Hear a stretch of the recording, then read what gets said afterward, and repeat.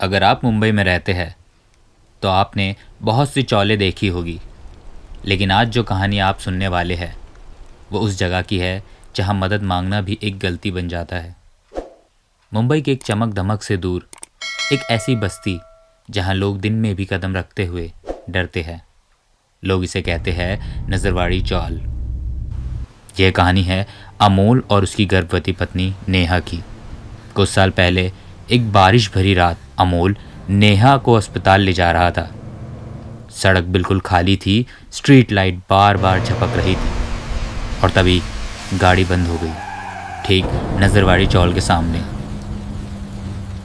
अमोल ने मोबाइल निकाला, 1 बार 2 बार 10 बार, no network. चारों तरफ इतना सन्नाटा था कि उसकी अपनी सांसों की आवाज़ उसे डराने लगी। पीछे कार में नेहा दर्द से कर्रा रही थी। समय निकलता जा रहा था। हिम्मत करके अमोल बाहर निकला और चौल की तरफ बढ़ा। पहला दरवाज़ा खटखटाया, कोई जवाब नहीं आया। दूसरा, तीसरा, लेकिन चारों तरफ खामोशी ही खामोशी थी। ना कदमों की आवाज़, ना किसी के होने का एहसास।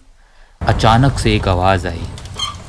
एक खिड़की खुली, अंदर से एक बूढ़ा चेहरा झांका और सूनी आंखें बिना किसी भाव के।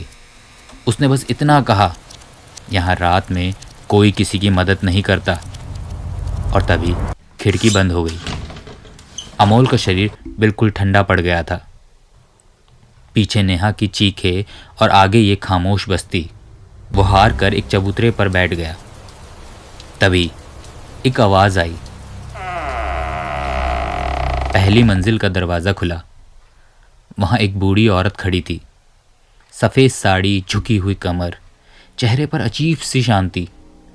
उसने धीमे से पूछा, बेटा इतनी रात यहाँ क्या कर रहे हो? अमोल ने सब बता दिया। औरत ने लंबी सांस ली, फिर बोली, यहाँ कोई मदद नहीं करता, लेकिन मैं दाई थी, तेरी बीवी को ऊपर ले आ। कमरा बहुत पुराना था। एक दिया धीमे धीमे टिमटिमा रहा था। दीवारों पर जले फटे फोटो लगे हुए थे। औरत ने नेहा को देखा और गंभीर आवाज में बोली, दवाइयाँ ले आ बेटा, जल्दी जा, वरना देर हो जाएगी, जा जल्दी जा। अमोल भागा, लेकिन आसपास एक भी दुकान नहीं थी। जब वो वापस लौटा, कमरे का दरवाज़ा बंद था और उस पर एक जंग लगा हुआ ताला। अमोल चीखने लगा, दरवाज़ा खोलो, दरवाज़ा खोलो। उसका दिल इतनी तेज धड़क रहा था कि कानों में आवाज़ गूंज रही थी। उसने पत्थर उठाया और ताला तोड़ दिया, और जैसे ही दरवाज़ा खुला उसकी रूह कांप गई। कमरे में ठंडी हवा घूम रही थी। दीवारों पर खून जैसे निशान।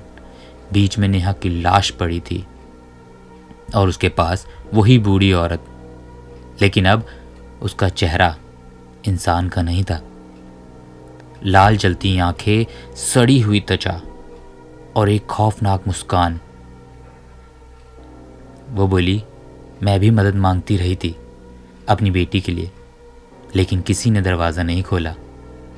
तब से इस चौल में कोई किसी की मदद नहीं करता। दीवारों से काले साए निकलने लगे। चारों तरफ फुसफुसाहटें, भागो भागो भागो।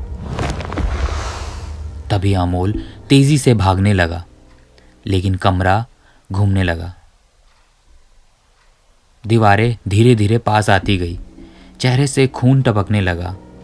पीछे से वही आवाज, अब तुम भी इस चौल का हिस्सा हो, हमेशा के लिए। अगली सुबह ना अमोल मिला, ना नेहा।